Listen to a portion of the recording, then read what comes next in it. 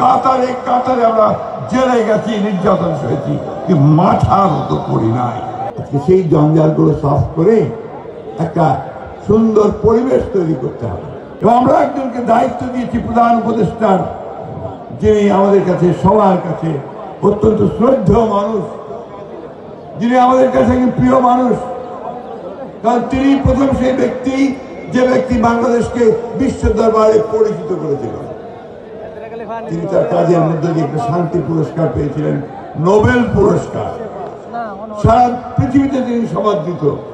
তাকে আমরা সেই দায়িত্বটা দিয়েছি যে আপনি দয়া করে অতি অল্প সময়ের মধ্যে এই 15 বছর আওয়ামী লীগ যে জঞ্জালগুলো সৃষ্টি করেছে, আওয়ামী লীগ যে ধ্বংস করে দিয়েছে গণতান্ত্রিক প্রতিষ্ঠানগুলো, নির্বাচন ব্যবস্থা ধ্বংস করেছে, বিচার ব্যবস্থা ধ্বংস করেছে, প্রশাসনকে ধ্বংস করেছে, অর্থনীতিকে ধ্বংস করেছে। তার একদিকে রাজনৈতিক কাঠামো, অন্যদিকে অর্থনৈতিক কাঠামো ধ্বংস করে দিয়েছে।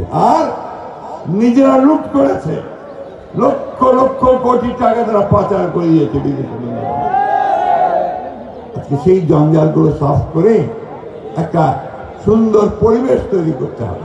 মাঠের অলরাউন্ডার আমি, আর ঘরের allrounder Tilex. Tilex toilet cleaner, clean মানেই টাইলক্স। সবাই যেন তার নিজের পছন্দ মতো ব্যক্তিকে বা দলকে ভোট দিতে পারে, সেই পরিবেশটা সৃষ্টি করতে হবে, তাই তো নাকি? আমার ভোট আমি দেব যাকে খুশি, তাই না? কি আপনারা তো ভোট চান নাকি? সবাই ভোট দিতে চান? আমাদের হাজার হাজার নেতাকর্মীকে জেলে দিতে হয়েছে, 20,000-এর মতো নেতাকর্মীকে হত্যা করা হয়েছে, প্রায় 700 উপরে নেতাকর্মীকে গুম করে দেওয়া হয়েছে। বন্ধুগণ, আজকে প্রায় 12, 13, 14 বছর হয়ে গেছে, এখনো তাদের কোনো খোঁজ তাদের বাচ্চারা পায় না।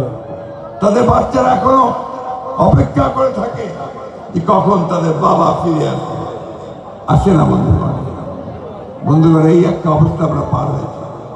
আমরা ধৈর্য ধরেছি, আমরা সংগ্রাম করেছি, আমরা লড়াই করেছি, আমরা হাজারে হাজারে মানুষ কাতারে কাতারে আমরা জেলে গেছি, নির্যাতন সয়েছি, কিন্তু মাথার মতো করি নাই।